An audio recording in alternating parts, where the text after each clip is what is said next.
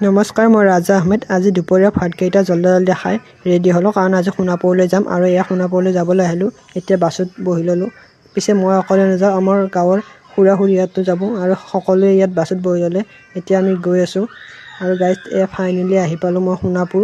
আৰু সোণাপুৰলৈ আহিয়ে মই এয়া প্ৰথম গামোচাখন দি সেৱা এটা কৰি ল'লোঁ। সঁচাকৈ প্ৰথমবাৰ দেখা গৈছে এখন শ্মশান এখন মন্দিৰলৈ পৰিণত হোৱা।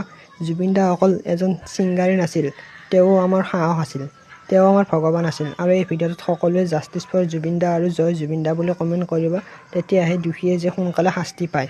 আৰু আমি এতিয়া যাবলৈ ওলাইছোঁ, জুবিন দাই যিটো শিলত বহিছিল সেই শিলটো চাবলৈ গৈ আছোঁ আমি এতিয়া। আৰু এয়া আহি পালোঁ আমি সেই শিলটোলৈ, ইয়াতে জুবিন দাই জিৰাইছিল। আৰু আমি এতিয়া হোটেললৈ আহিলোঁ, হোটেললৈ আহিয়ে আমি ভাতটো খাই ল'লোঁ আৰু ইয়াত হোটেললৈ আহিলোঁ। আহি এতিয়া আমি গৈ আছোঁ ঘৰলৈ। এই ভিডিঅ'টো ইমানলৈকে চোৱাৰ বাবে ধন্যবাদ। বাকী নেক্সট ভিডিঅ'ত আকৌ লগ পাম।